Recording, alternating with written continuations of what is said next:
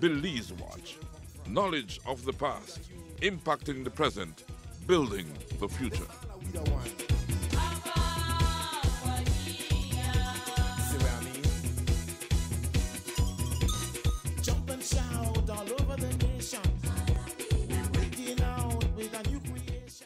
Leo Obando is an author, musician, and educator.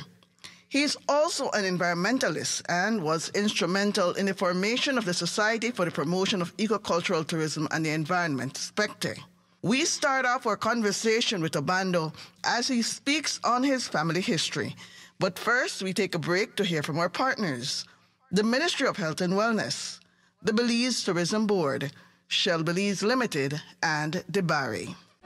What you should know about the mosquito that transmits dengue.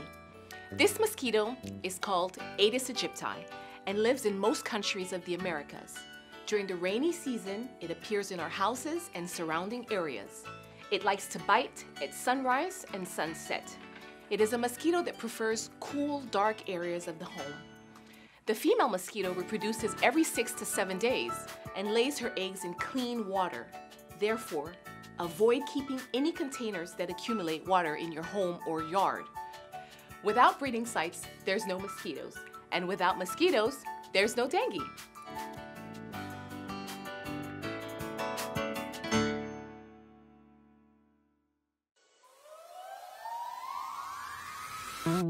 We are DeBarry, offering you great products, good service, and of course, the lowest prices in the entire country. Visit us in Belize City, Belmopan, San Ignacio Cayo, Orange, and now in San Pedro, La Isla Bonita. DeBarry. Get more, pay less.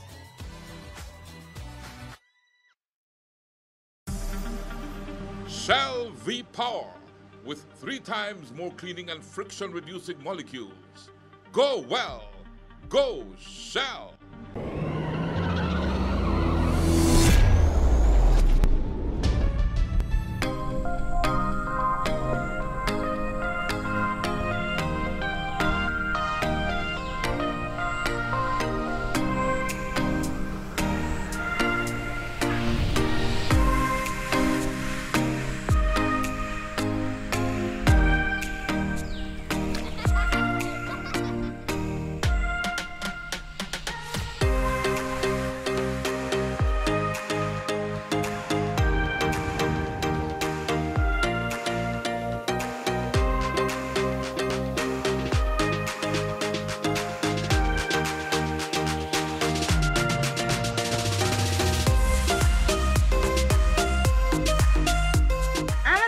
Traveler, are you?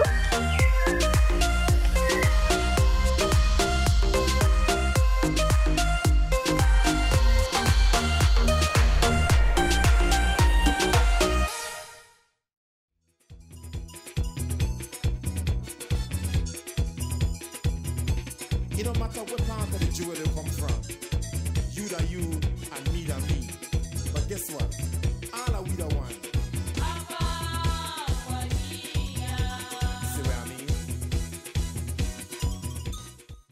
And I have the privilege of being with a famous Belizean author, musician, and teacher, educator, Leo Antonio Obando, PhD, Dr. Leo Obando. Thank you so much, Dr. Leo Obando, for having me here in your studio. You call it your studio, and it's a pleasure, an honor, and a privilege for me to be inside your studio and to be talking with you. Now, Doc, let's start to learn more about you. Who exactly is Leo Obando? Welcome home, Chief. Thank you for accepting my request to be here with the Belize Watch program. You are a hero of mine, and I'm grateful for your visit. Thank you very much.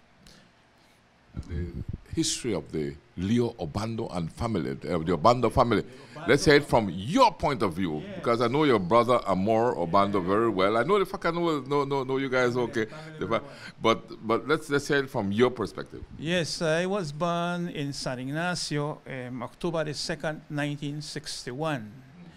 Grew up at the mouth of the Macal Mupan, beginning of the Belize Old River, known as Branch Mouth, / Santa Familia Village. Right. Yes. Beautiful area. Beautiful area, beautiful area. What a memory of having the opportunity to grow in such a wonderful, I said, setting. My father was a rancher. My mother was a housewife, but she was also a midwife, a nurse, and that was beautiful, Chief. I mean, living that experience, growing in a ranch. So what did you like to do while you were growing up on that ranch? What was some of the things that you enjoyed doing? Imagine, you know, fishing, going to the rivers. I had 3 rivers, Mupan, the Makal, and the Belize River, to select my day for fishing, swimming. And then the whole area at the time was mostly jungle. So I had the opportunity to also go hunting. And then, you know, living in a ranch where my father had a lot of animals, cows, horses, and we had chicken, pigs, and so on. It was a blessing. Imagine riding horses, you know, milking cows, and then singing your rancheras and listening to Radio Belize at the time. Yes. It was a wonderful experience. And I like how you say you had those 3 rivers, because as we know, the Makal and the Mopan meet at Branch Mouth and they form the Belize River, which is a famous river, one of the famous rivers in Belize, right? Because we have several beautiful rivers in Belize, you know, but the Belize River is the one that runs right through Belize City. So growing up on that, that was a unique area to grow up in. Wonderful experience, one that I have the most cherished memories in my life. But at the age of 13, you know, I left the district and I came to the Sand Creek district to live. And my brother, Obando, he was the one that brought me over. My mother had just died, and well, I came to the southern district, Sand Creek. We lived at Alta Vista, and shortly afterwards, I enrolled at Sacred Heart Primary in Dangriga, finished it here, and began Ecumenical High School, finished it, and later on left for Belize Technical College in Belize City, Belcas, and thereafter it's known, I said, traveled to different countries to do advanced studies. Okay. No, you mentioned Belcas and the Belize Technical College. Right. What were you studying there? I did a degree, associate degree in macroeconomics and in languages. So I did a Spanish major and in English literature, English language. That's the area that I concentrated mostly. Why did you select languages? Language, well, because I wanted to understand, I said, my history, my past. And I believe that just the name, Leo Antonio Obando, you know, I wanted to see that connection with my past. And I did trace that. I had the opportunity to advance my studies from here. From Mexico, I went over to Chile. And then from Chile, I went back to Spain. That's tracing your past. Right. Now, let's look at that past that you traced. That sounds very interesting to me, you know, that you would do that and travel to these different countries you just mentioned to find out about your past. So let's look at your past. Tell me what you learned about your past. Well, you know, having traveled to South America, a continent that I always wanted to get a better understanding and appreciation of, made me realize that, you know, the Latin culture is very, very huge, and but very diverse, you know, in terms of ethnic representations. And then when I reached Spain, I got another scholarship to do a doctoral degree in applied linguistics at the Complutense University of Madrid. And there I met scholarship students, becarios from different parts of the world. And I recall sitting with some of my friends from Spain, along with other Latin Americans and Europeans. And one of them said, "What is your name?" And I said, "Hey, my name is Leo Antonio Obando." And he said, "Yeah, you are from Extremadura." I said, "Your descendants are from Extremadura. The Obando family come from there." That's in what country again? Spain. Yeah. Okay. And I said, yeah, well, I have read a bit about, Nicolas de Obando, and I was told that he came from Extremadura. And he said, yes. And I began to do more research. I traveled there, and I found out that, yes, Nicolas de Obando was born in that Extremadura area. And later on, he became one of the advisors to Queen Isabella of Spain.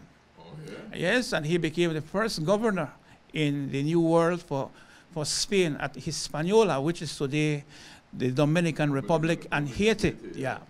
He was the first Spanish governor appointed by the Queen of Spain to put things in order in this side of the world on her behalf, which he did, because he was a highly trained intellectual person who managed to design what Latin America looks like today. So if you go to Mexico today, you will find Reforma, and you will find the Palacio this and that, El Zócalo. It exists right across to South America. The same design. And then, they brought in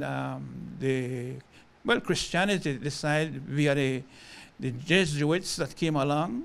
And I understood later on that, Nicolas de Obando returned to Spain and, later on died, but he was quite recognized. And to this very day, there is a chapel and many names that go with him to recall on his many achievements in making what the new Spain became in this part of the world.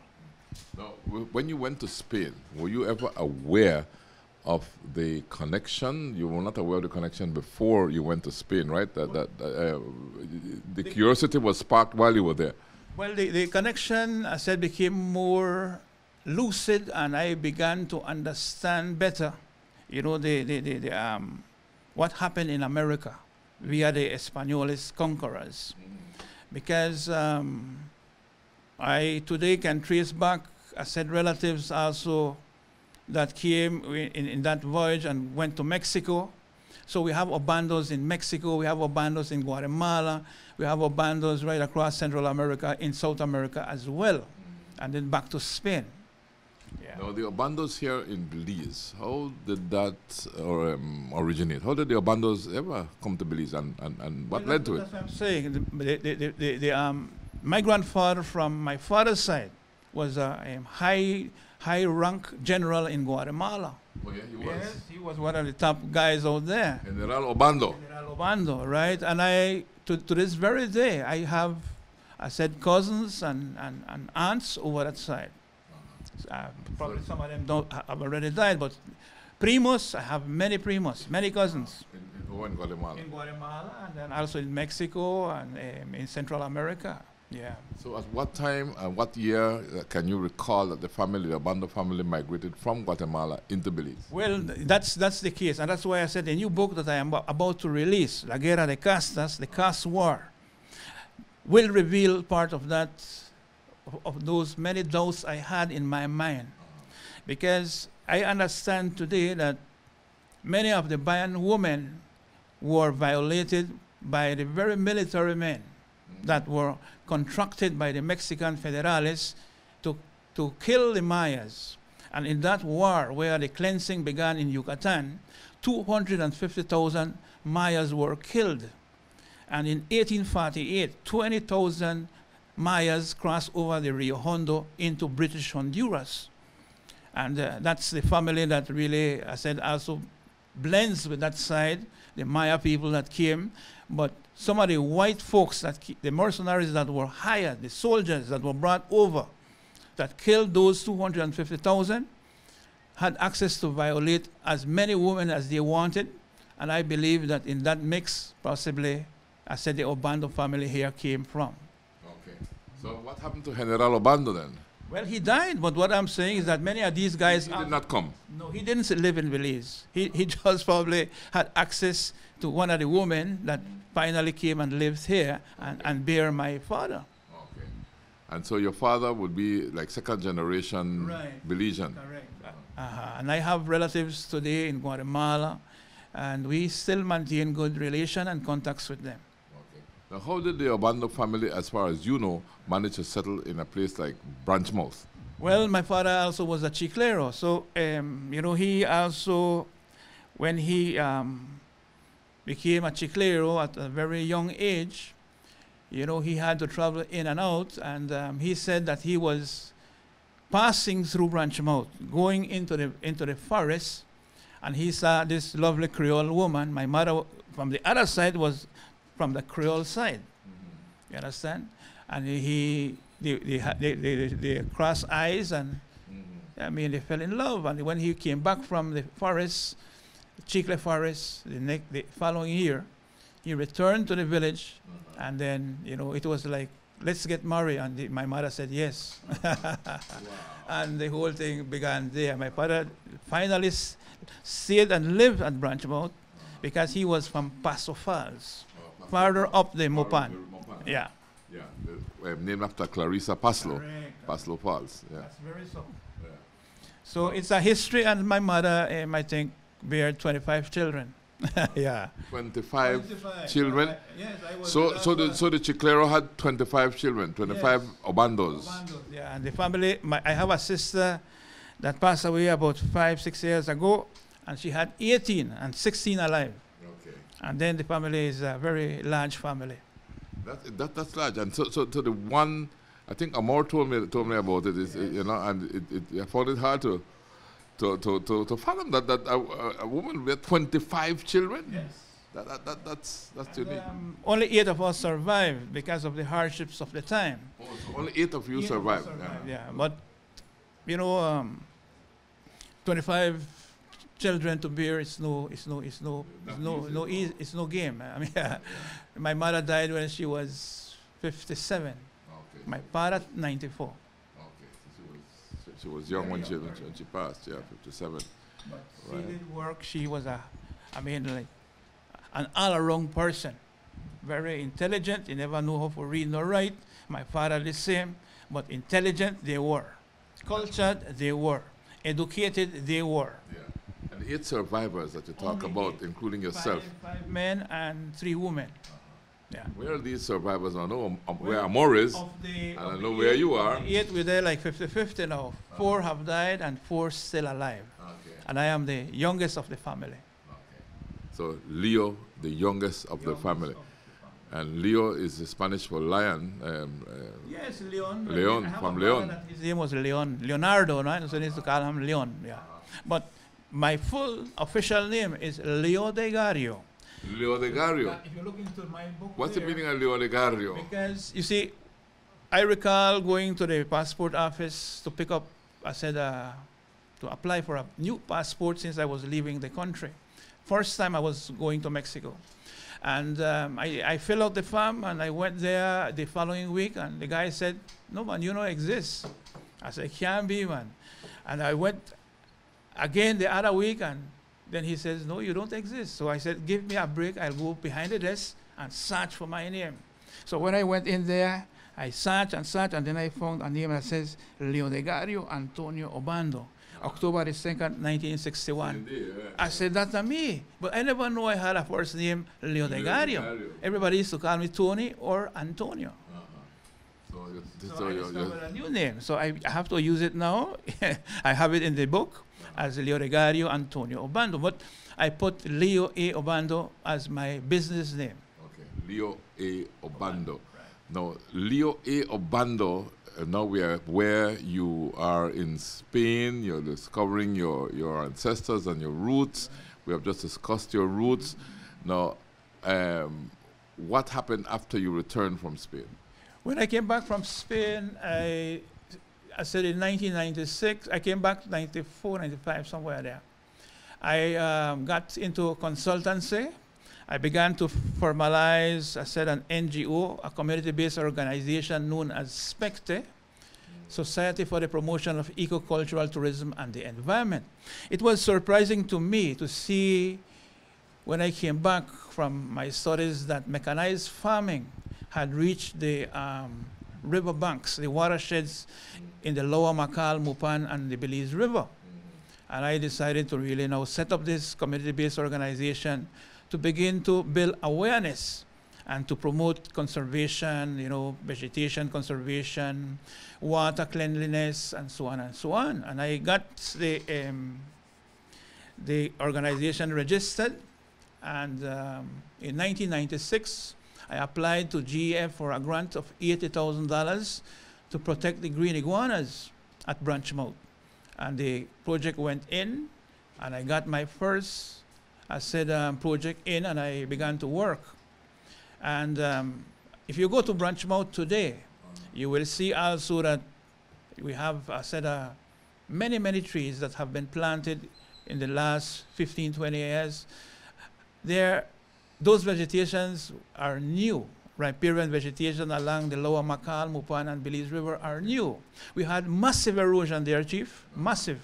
And with that replanting of trees through that GEF grant, we managed to rehabilitate the area, create awareness about protecting the riparian vegetations, educating the farmers about not using too much, fertilizers and chemicals that would contaminate the water.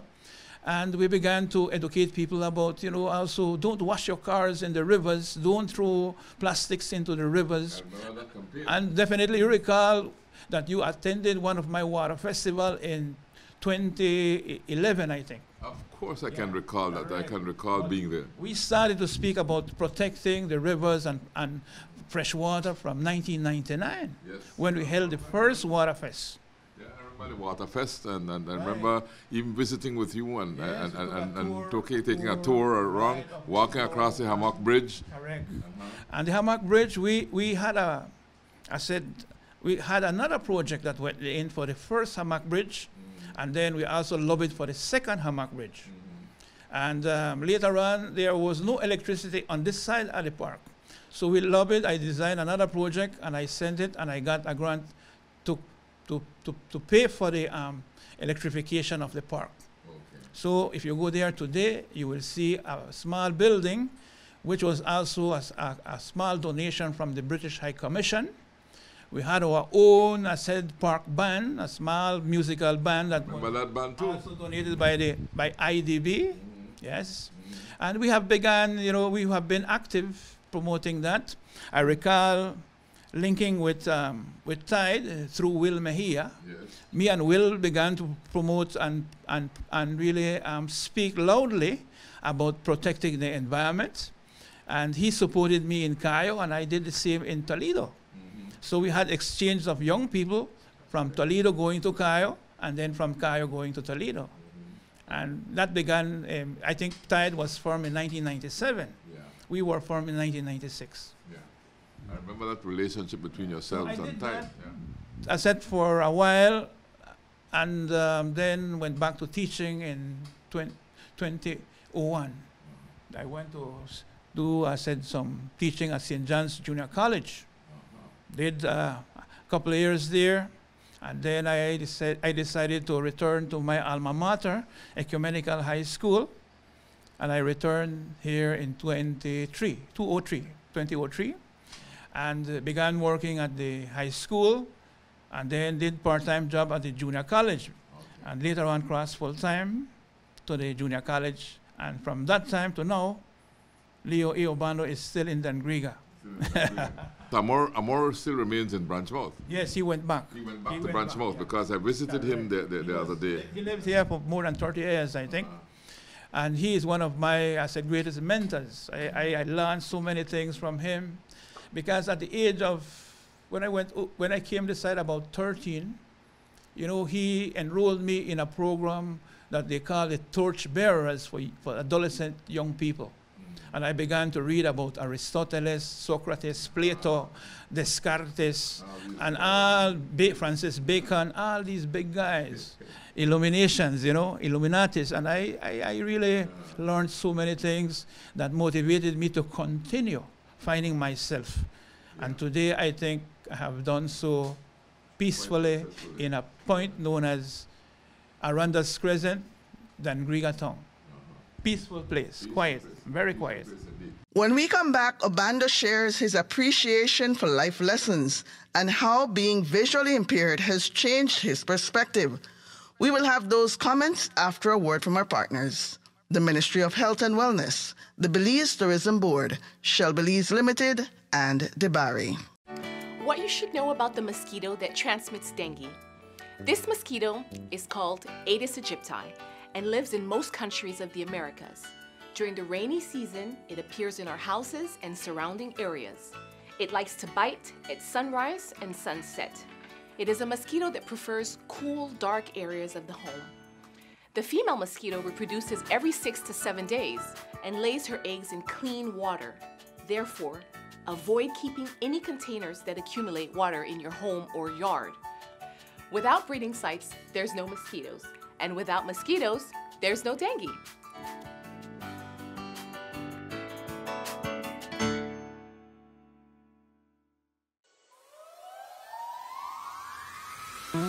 We are DeBarry, offering you great products, good service, and of course, the lowest prices in the entire country. Visit us in Belize City, Belmopan, Sa Ignacio Cayo, Orange, and now in San Pedro, La Isla Bonita. DeBarry. Get more? Pay less.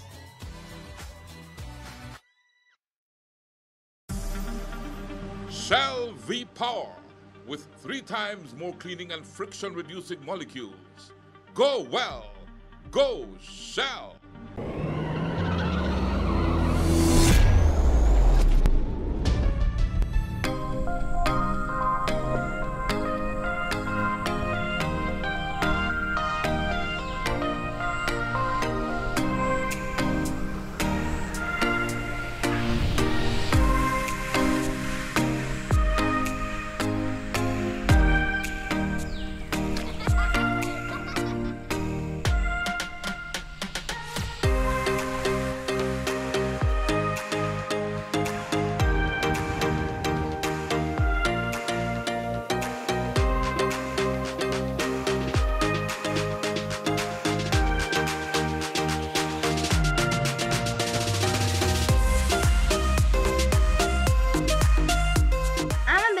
Traveler, are you?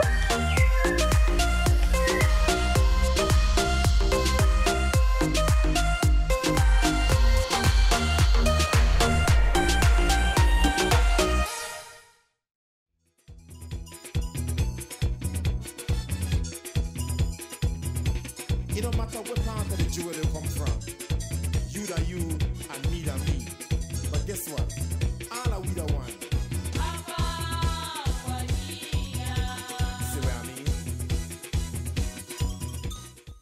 You're also a musician, right, Dr. Obando? The brothers grew in a family of chicleros, musicians, poets, and listening and watching my brothers do things, you know, with music.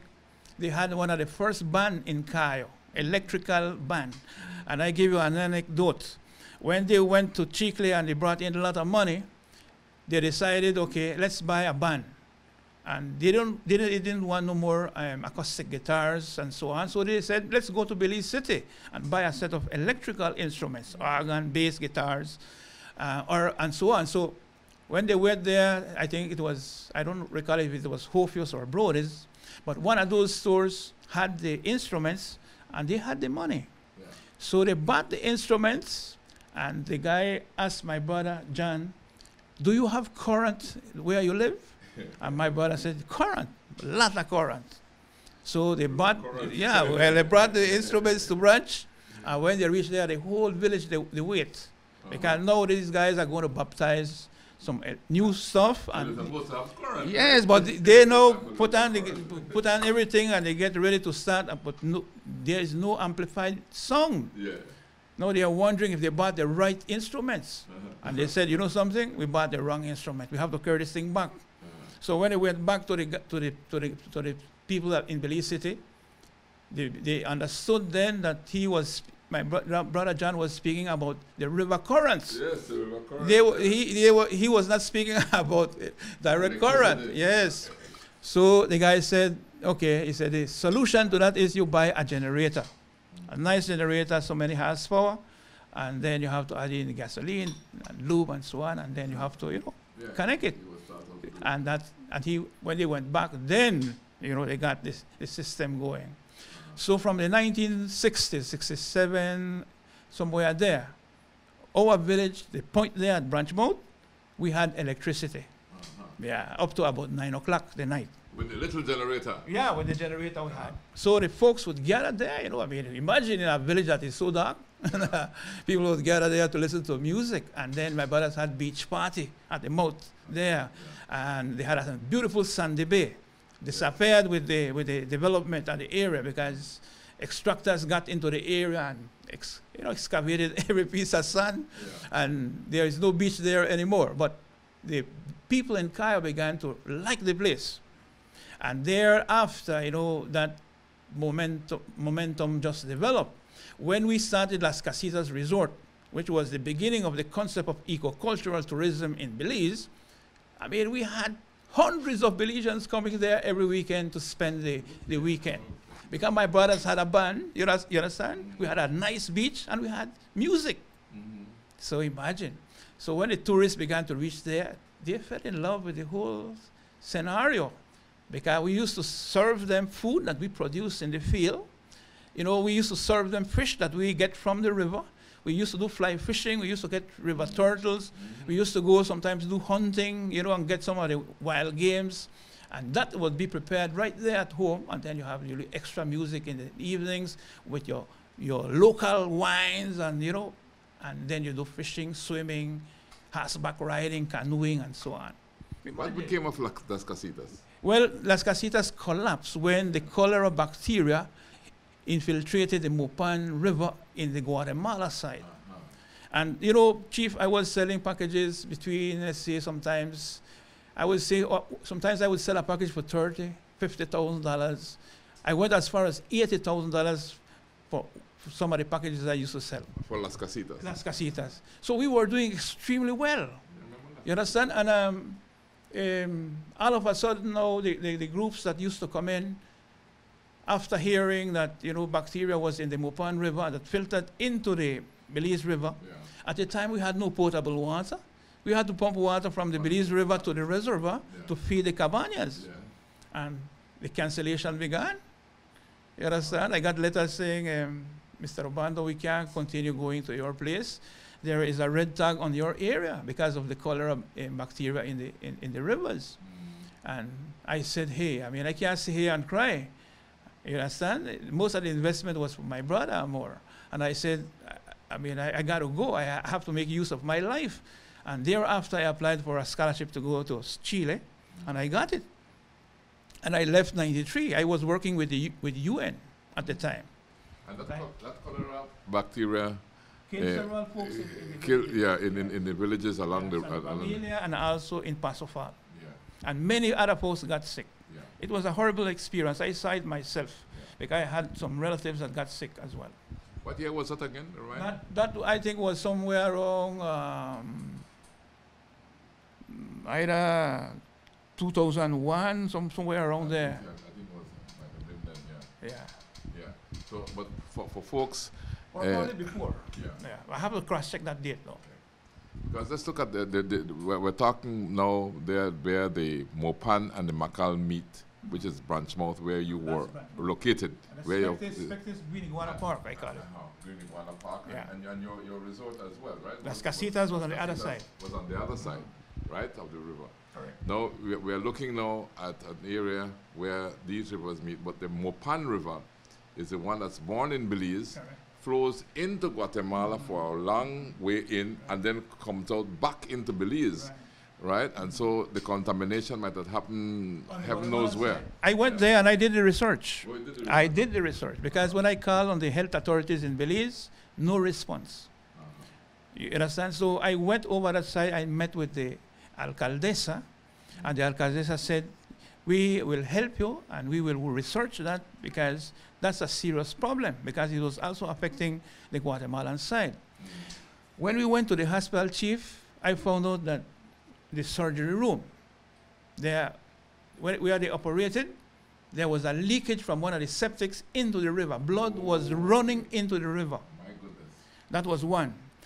Farther up on the Guatemalan side, on the other end, on the Guatemalan side, there was a slaughterhouse right on the side of the river. And all the pieces of the animal went into the river. And then when you went to the other end there, where I said the people who sold vegetables, they would come in with their trucks, and after downloading and so on and stuff, they would come right into walk into the river and wash their vehicles. So we identified the situation and we began to put signs, and we agreed that, okay, there is a need to put some bylaws or some laws that would penalize if you do this, that, and that. But some awareness also began on the radio and TV programs they had. In Guatemala. Yeah. And thereafter, shortly, about an year or two after, things began to normalize, and things began to, because they removed the slaughterhouse. It was moved from there. They fixed the sewage problem at the hospital, and cars, there were big signs everywhere, and we helped to put those signs saying no washing of cars. And we agreed that that would happen upstream, and that Spectre would do the work also downstream. Yeah. And we began to do the same. We began to move and put things in order and go to schools. And with the USAID, the Peace Corps volunteers, we got a Peace Corps volunteer that joined Spectre as an environmental educator. And his job was to go to all the schools and talk to the young people there, primary schools and high schools, about the problems we were having because of water pollution and garbage being disposed of, car being washed in the rivers and so on. Yeah, I remember those days vaguely because I was not as intimately connected as you were with it. But as you mentioned that, I can remember. We used to keep you posted on almost everything that was happening there. Yes. Yes, I remember. And you did help us tremendously in doing many things that we managed to put on the air to create that awareness as well. No, to say that I can recall, but now moving on, it was solved, like you said, some years later, but you ended up losing your resort and your and 70% occurred in 2013. Okay, well, before we get there though, let's just wrap up the operation at Branchmouth. Yes. Right. So you left Branchmouth. Well, came this side and came back to Dangriga after the situation happened with the cholera and what have you. I guess that was very tasking. Right. So you left the area and came back to Dangriga where you had your schooling. Correct. Now, coming back to Dangriga, what was it like moving back now from the Cayo district to the Stan Creek district and back here to Dangriga? Chief, I am a part of the 1980 graduate of Ecumenical High School, and we still have an association. Many of our brothers sisters, some of them have died, but we still have many remaining, and very influential people in the society, as parents, as educators, as policemen. Whatever they're doing today, they do it with a lot of love for country and self and God. So when I came back, I was welcome home. I felt I just returning home. Imagine, I started to teach at Ecumenical High School, and the next day, the assistant dean from the other side came over to me and says, "You want to cross over? We need you over the side." And then Mr. Humphreys would say, no, Leo, stay here, man. We need you here. So I just came back home, and my brother was living and working at Henry. So I spent a year staying with him. I used to come down, and then I used to drive and go back, work in the evenings. And then, for 1 year I did it. And then I came this side, and I rented the house that is on the front of my property today. I stayed there for like 3-4 years. You understand? And then this place here was mostly wild cane, big bush.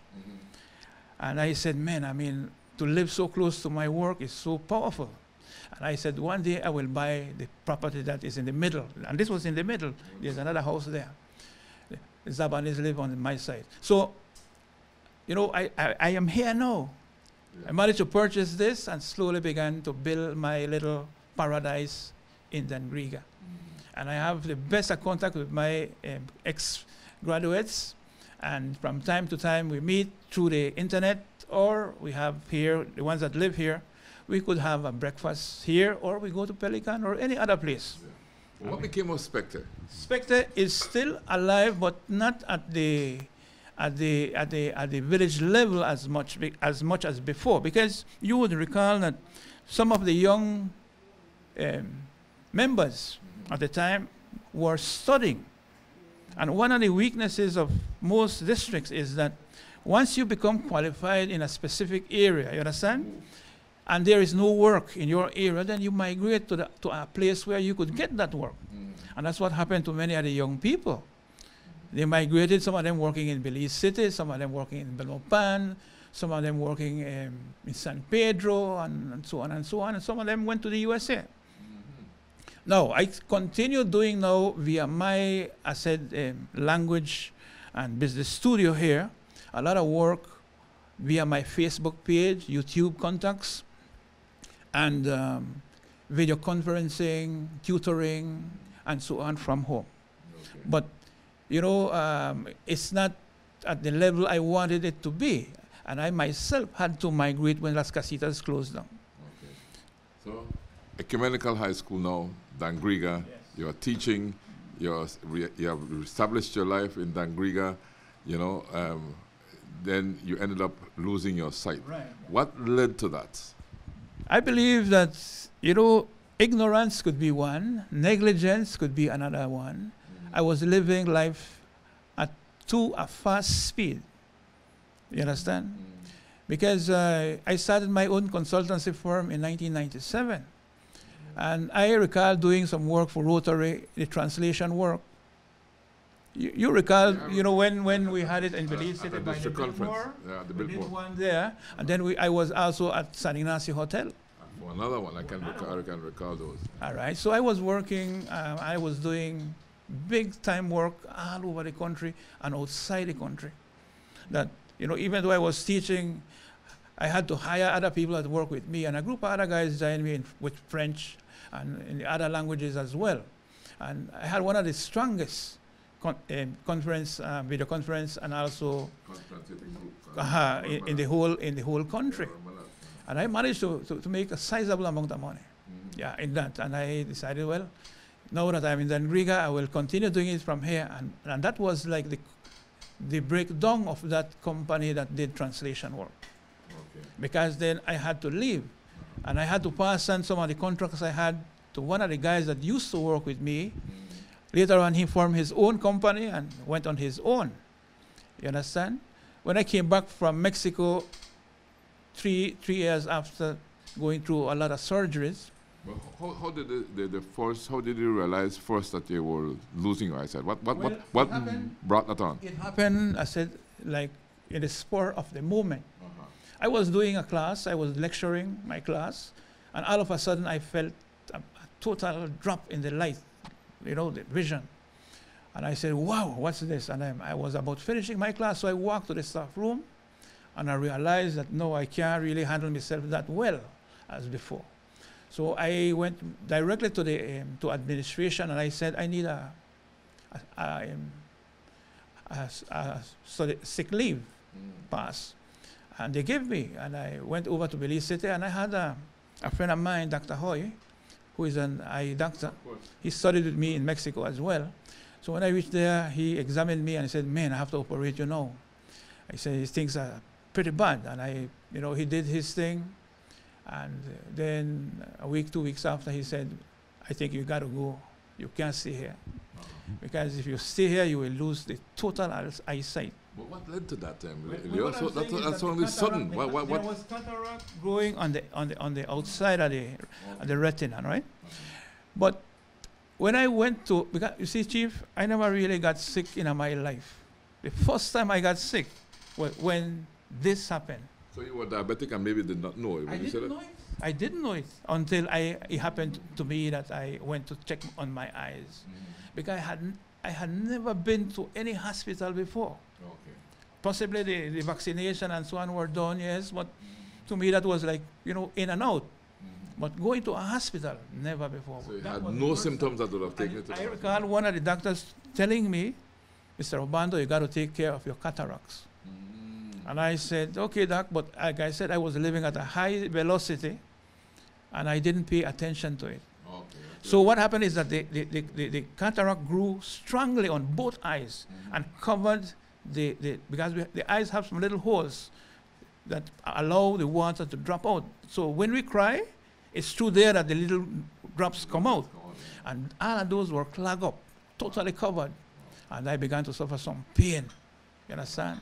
And then the vision, I think one of the switches gave me an alarm, 70%. And then with the operations and the surgeries and so on, I came back for a while. I think probably it improved, and then it slowly went back, to about 90%. Today I could see slightly. I could see, for example, bright forest green colors, bright orange, and possibly some, I said, bright red. I could see people moving too.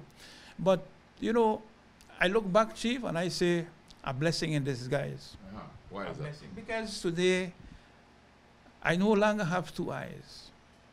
I have 3 eyes.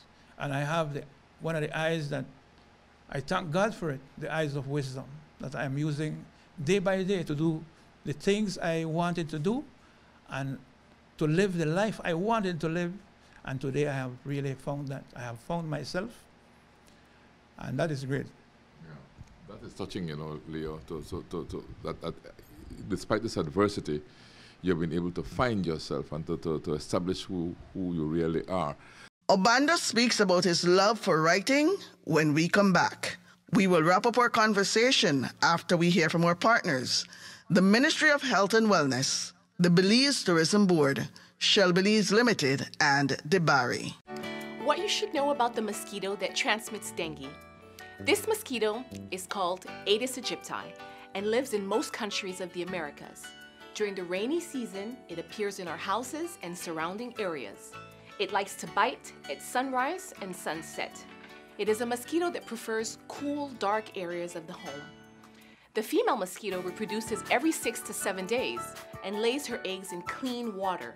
Therefore, avoid keeping any containers that accumulate water in your home or yard. Without breeding sites, there's no mosquitoes. And without mosquitoes, there's no dengue.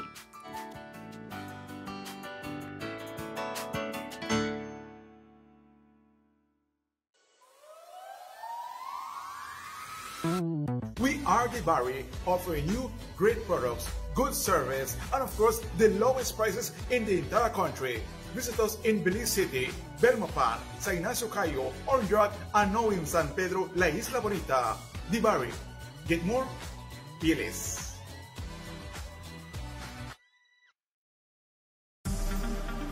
Shell V-Power with 3 times more cleaning and friction-reducing molecules. Go well. Go Shell.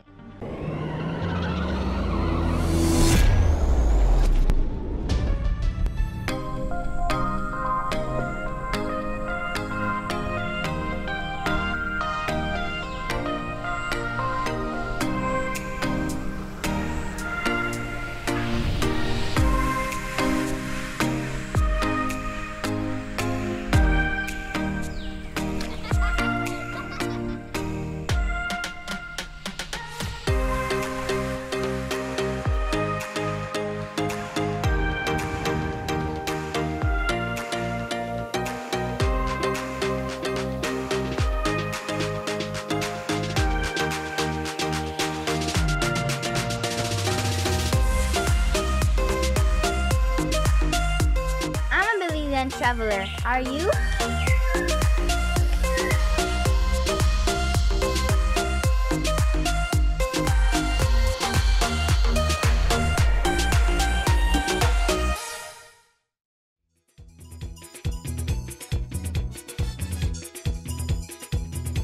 It don't matter what part of the jewelry come from.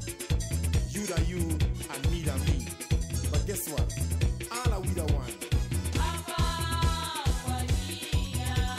See what I mean? Now let's look at that person who really is Leo Obando, Dr. Leo Obando. Yeah, I believe that, today, after climbing the pyramid, because I have been a privileged person, the living in different continents in different times and doing many of the things I wanted to do. I managed to climb the pyramid, and now I have seen over the pyramid, and I know exactly what is on the other side. I have found myself, and now I'm stepping down. I'm stepping back to the area where I started. Now, I believe that when you're going up, you know that you have a dream, and you walk, you step bounds and lines that sometimes you don't really take into consideration. Sometimes you might, walk over somebody. You might say things to somebody that it's not good, it's not pleasant, it's not loving. And today, I believe that slowly I'm coming back, and I have the time to thank God. Yeah. That's touching, Leo. I mean, you really make me feel touched as well by just how you expressed yourself just now. So the blindness, really, the visual impairment, has really allowed you the opportunity to look at your inner self, right, and discover who you are inside, and discover that person and bring that person out. And there is a harmony in me now, because I have that balance between the mind. I understand my mind better today than before. I understand, my spiritual intelligence very well, and I have the human, material world in which I live, and I can easily harmonize with that. So what's a typical day for you here in Dangriga, Leo? Well, I would wake up in the morning about 4:30.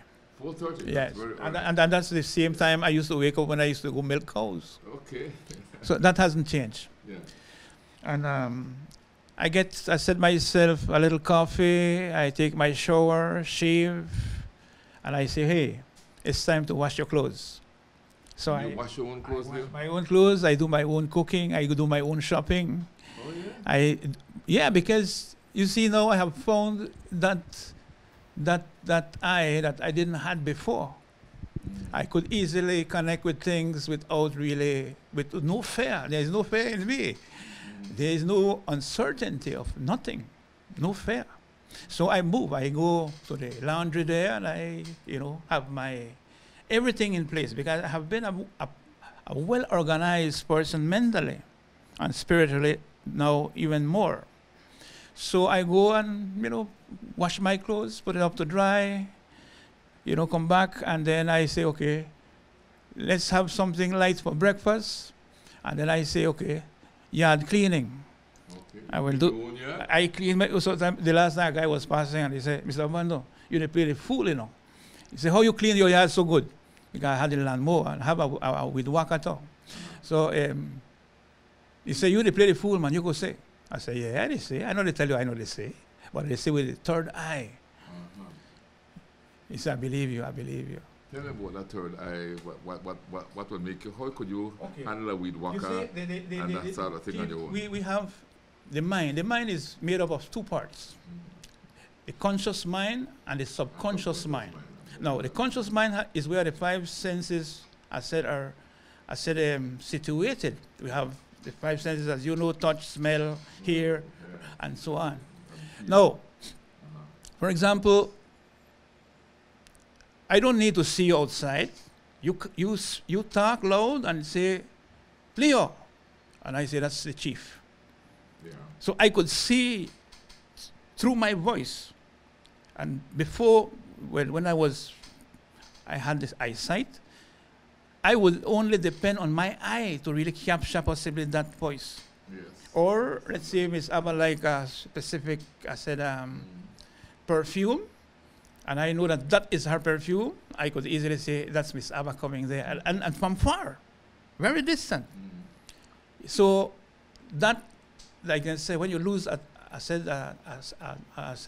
the senses, the others really come into full force play. And they assist you once you work with them to really move you on. Now, the subconscious, I have 9 faculties, and I know those 9 faculties are well polished and well set.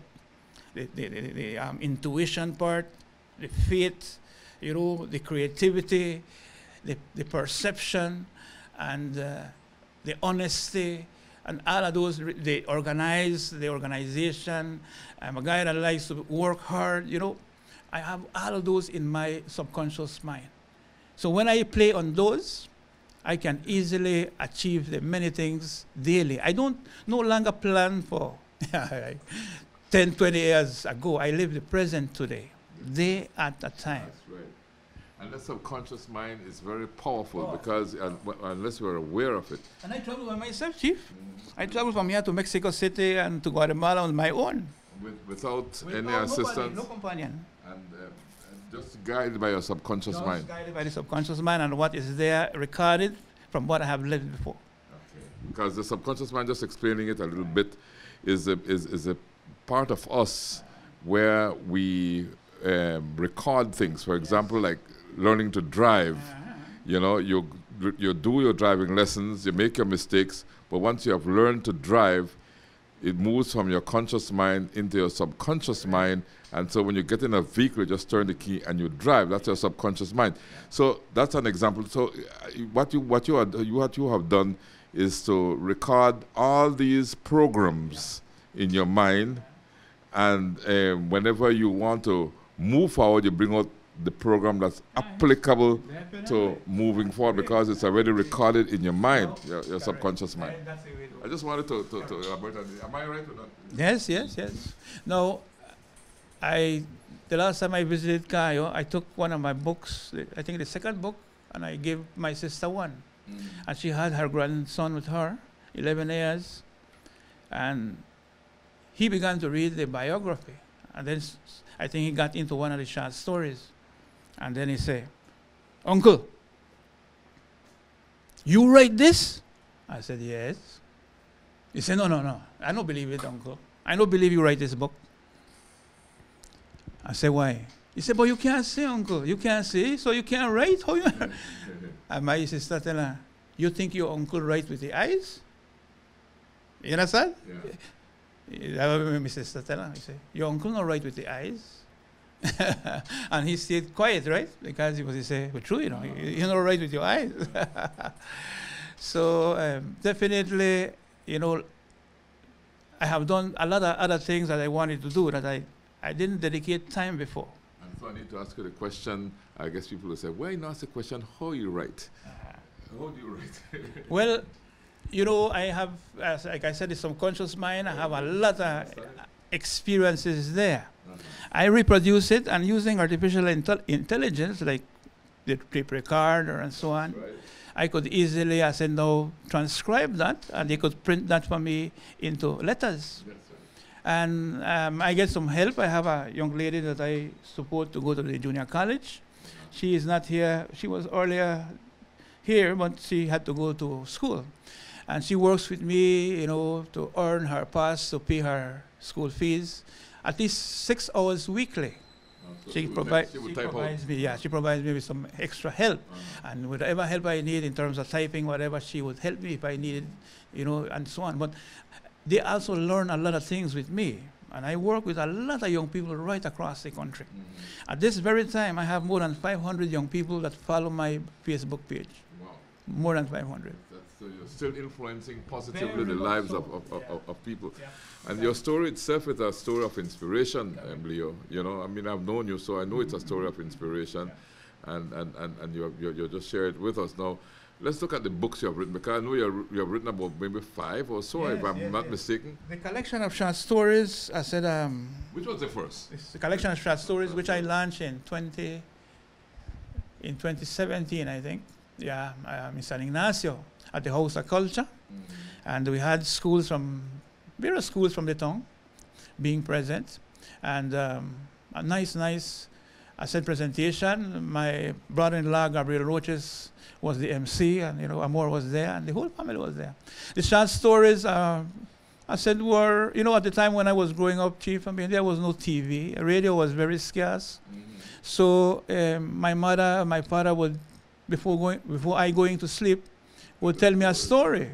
Tata Dued, and the many other stories that they had. And well, I recorded those in my subconscious mind, and I said, well, it's about time for me to share these with the Belizean people and the young readers, because they have a moral value to it. And I did that, and then came the anthology of Belizean poems, where I wrote about 29 poems, and one of them has to do with the storm. And the storm is COVID-19. Yeah. And the title of that book is COVID-19. Anthology of Belizean poems. Wow. Yeah. And I have added music to the poem. Okay. So possibly before you go, I will have the opportunity to share that with the Belizean public. Look forward to that, right. You know, for you doing that. Yeah. And I have done so with many of the other poems I have in that book. And then I had the third one, the historical review of nature tourism, the origins of the ecocultural tourism industry in Belize, 1990. Yeah, and all of that came from that, and I replay everything that happened at Las Casitas and how the concept of ecocultural tourism began in Cayo, and how we helped to spread it this side and San Pedro and so on. Then the other one was Drums of My Mother, the mother that fathered me. And right now, the last one about to be released is Pokatok, the Caste War, Marcos Canul, a myth or a legend. Looking forward to that one. De Castas, Marcos Canul, mito o leyenda. Very, very, I said, revealing, and I certainly will visit your studio personally to do the release from there. And I will look forward to that. I'm holding you to that. Yes, I will go. I will go this time. God permits. Yeah, I'm holding you to that. Yeah. And here you have the one I just gave you, the Drums of My Mother. You could easily see it there, where you have the photo of the late Honorable Judge C. Price on one side, and then on the other side you have the photo of the late Dr. Dame Minita Gordon. Why did you select these two photos? Those are heroes and people. Flag. Yeah. Well, imagine the Belize flag. You were coming in, you saw one at the gate, right? I noticed, that's why I asked you. You know, yes. I noticed coming in, the first thing I saw was a Belize flag. Love for country, you know, is my soul. And as I repeat your words, there's no other country more beautiful than Belize. You know, I was chatting with my daughter and my son. They live in Mexico. And I was saying, why should I go and live in Mexico when I have the best meat? I have the best meat. I have the best shrimp, the best skunk, the best beef, you know, the best vegetables, the best fish, snapper, grouper. Here in Belize, I'm going to live in one country where, I mean, you get second-class stuff. Belize has the best, fresh air, you know, potable water that is clean. French chicken, you name it. You name it. You know, and I said, no, I could go to visit Mexico. I love Mexico and the other countries, but I get the peace and the love right here in Belize. And I say, God bless, whenever you decide. Yes. And you certainly inspired us and what have you, and you brought up that topic that I like to discuss, the importance of our subconscious mind. I think a lot of us don't realize the importance of our subconscious mind, that the programs we feed our subconscious minds, and these are the programs that drive us, and that we drop back on whenever we're in difficulties. You know, you fall into a hole, your subconscious mind takes over and gets you out of that hole. And I think it's important we understand things like that. Yeah. As we understand how the brain works, you know, I have done a lot of research work on how the brain works, and that has also influenced my new way of thinking. Because I understand now that if you could understand your conscious mind and the subconscious mind, there is a saying that says, he who controls the mind controls everything. Yeah. And that is powerful. I mean, I believe in it. I believe in it too, you know, because it's all in your mind. Yeah. You know, your mind tells you cannot do it, and you cannot. That brings me to that phrase and philosophizing a little bit here, because you guys are PhD, so philosophizing a little bit here. If you think, I like this phrase by Henry Ford, if you think you can, or if you think you can't, you're right. Either way, right? Mhm. Yeah. If Yeah. you think you can do it. If you think you can't, then you can't do it. Yeah. It's how you think. Yes, and I believe that, for example, in the case of your radio station and TV station, media house, you know, we, like myself, I'm grateful to that 24/7, like how Donovan says, right? Yeah. Because you provide a service that is trustworthy, that builds confidence, that builds trust, that builds love. And that is you and your staff. And they definitely need to be applauded because, man, I mean, the work you do is humongous. You know, you build that hope on Belizeans every day because you wake up and you say, well, what happened to Love FM? The storm they come now. No, Love FM is there. It no matter if the storm they come or no storm they come. You understand? That's the very thing that human beings need to really project, because that is energy that you are projecting out there. Yes, and that is also recorded in the subconscious mind. Yes. So I wake up every morning thanking God for the opportunity to listen to so many lovely voices on the radio. And despite the fact that some people might not agree, that's okay. That's okay. But what I'm saying is we have, I said, the privilege to voice our opinion. Many years ago, that was not so. And you travel to many countries of the world where announcers, journalists are being killed. I remember those days not being killed, but I remember those days when we couldn't voice our opinions the right way. Correct. Thank God we could do that. We could do that today. Yeah. And I'm grateful that you mentioned in that book as well. You know, I have you there as one of my heroes. At the end, I give the names of somewhere around 20 or to 30 Belizean names that have impacted my life positively. Well, I'm glad to be among those 20, Leo. You know, thank you so much for that honor, because for me it's an honor. So I said, when I recall, I said going with my mother to the meetings that Honorable C. Price had, he had to cross in a canoe, flooded river, you understand? Yeah. And he would come over the next side of the village and with his boots and so on, and give a short talk and, you know, inspire the people to say, okay, let's go for independence. We need to free ourselves from the British control. And that's what we attained in 1981. And how privileged I am to have stood under the flag. You see, looking at the Belizean flag going up and then looking at the Union Jack coming down. Very touching. Yeah, so, you know, that's a very touching moment. And it's still there in the subconscious. It is strong. Yes. It's burning, you understand? Love for country, love for self, and love for God. Love your neighbors as yourself. That's right. Amen. We couldn't have said it better, because it all boils down to love. And I know we could continue this conversation forever and ever, but my producer just pointed to the time just now. Is there something that you want to bring out, Leo, that maybe did not come up in this conversation? Well, I could easily, probably go over the poem. I could easily try to do a replay of the poem. Imagine now you have a background music to it, which could come in any other form or any other time. Let's do that. But look at the title of this poem is "The Storm, COVID-19." Okay. It says, "The storm is coming. The hurricane is here. Give COVID-19 its due respect. Let's care for our rivers, for fresh water is becoming scarce. Don't burn the forests, for the skies will get dark. The ozone layer will deplete. Give COVID-19 its due respect. The storm is approaching, the hurricane is here. Climate change is a real phenomenon.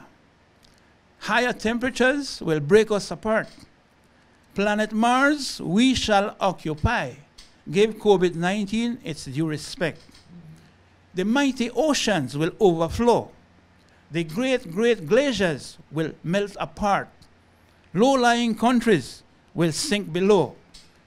Take action, or the world will end. COVID-19, the storm is here to stay."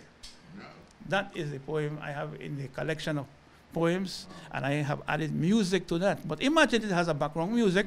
One of these days when we have more time, we will add the music background to it. Because it's really nice for us to sit down and have a conversation on the philosophy of life and how to live your life and the difference between your conscious mind and your subconscious mind, so that we understand fully that we are products of our subconscious mind, because our conscious mind is the one that guides us every day, and by repetition it ends up sinking into and becoming a part of our subconscious, and that's what you have done. Yeah.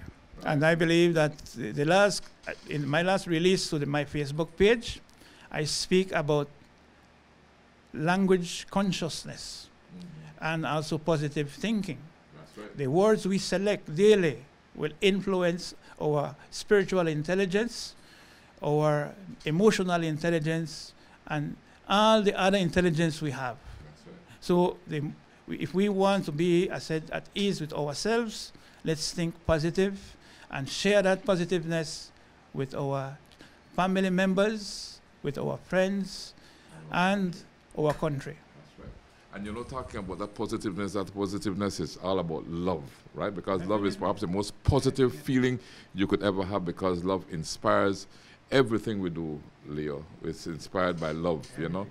And that's why it said faith, hope, and love, and the greatest of these is love. But love is also a choice. You cannot love and hate at the same time. You cannot love and do disgusting things at the same time, or to another person.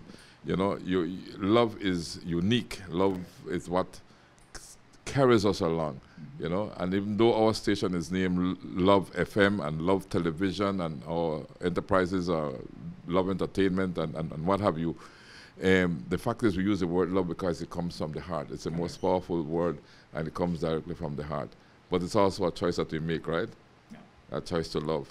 And you have made that choice. I have made that choice, and I believe that I've reached the top, and I believe that I found myself. I found the answer to the puzzle, and that is love.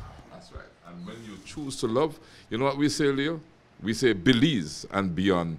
Thanks for choosing love. All right. Leo, look, shake your hand, man. Thank you. Thank you. Thank you for choosing love, Leo. All the best. This was enjoyable. Belize Watch. Knowledge of the past, impacting the present, building the future. Celebration time.